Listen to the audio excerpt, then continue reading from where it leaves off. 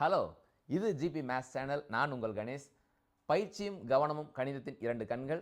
நம்ம எல்லாருமே maths எக்ஸாமுக்காக prepare ஆகிட்டு இருக்கோம். இந்த நேரத்தில் நான் உங்கள் கூட ஒரு சின்ன டிப்பை ஷேர் பண்ணிக்க போகிறேன்.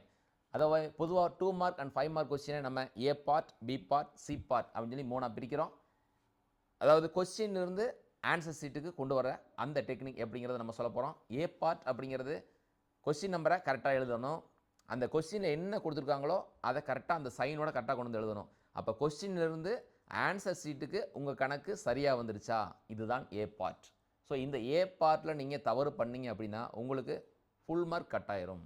அதாவது கொஸ்டின் நம்பர் எழுதுறதுல மிஸ்டேக் பண்ணாலோ அல்லது கொஸ்டினில் இருக்கக்கூடிய ஏதாவது ஒரு இதை நீங்கள் விட்டுட்டு ஆன்சர் சீட்டுக்கு கொண்டு வந்தாலும் உங்களுக்கு 5 மார்க்கோ 2 மார்க்கோ ஃபுல்லாக கட் ஆயிரும். ஸோ ஏ பார்ட் ரொம்ப கவனமாக இருக்கணும். அதற்கடுத்து பி பார்ட். பி பார்ட் அப்படிங்கிறது என்னென்னா, அந்த ஆன்சரை நம்ம சால்வ் பண்ண கண்டுபிடிக்கிறதுக்கு நமக்கு என்ன ரெலவெண்ட்டான ஃபார்முலா தேவை அப்படிங்கிறத கரெக்டாக எடுத்து எழுதணும். நமக்கு எல்லா ஃபார்முலாவும் படிச்சிருப்போம், ஆனால் அந்த கொஸ்டினை சால்வ் பண்ணுறதுக்கான பர்டிகுலர் ஃபார்முலாவாக அது இருக்கா அப்படிங்கிறத சரியாக செக் பண்ணி எழுதுங்க. அதுக்கப்புறம் சப்ஸ்டியூஷன் பண்ணுங்கள், கால்குலேஷன் பண்ணுங்கள். இதெல்லாம் பி பார்ட்டில் வரக்கூடியது. பி பார்ட் அப்படிங்கிறது ஒரு பெரிய லாங் பார்ட்.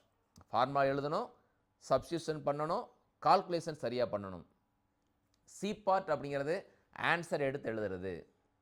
அதை ரொம்ப சரியாக பண்ணணும். அதில் நம்ம யூனிட்ஸ் எல்லாம் கரெக்டாக போடணும். ஸோ இந்த 3 நம்ம சரியாக பண்ணால் ஃபுல் மார்க் வாங்கிடலாம். So A part, B part, C part, இந்த 3 பார்ட்லேயும் ரொம்ப கவனமாக இருங்க. பயிற்சியும் கவனமும் கணிதத்தின் 2 கண்கள். சக்ஸஸ்ஃபுல் பர்சனாக வாங்க, அடித்து தூக்குங்க. தேங்க்யூ.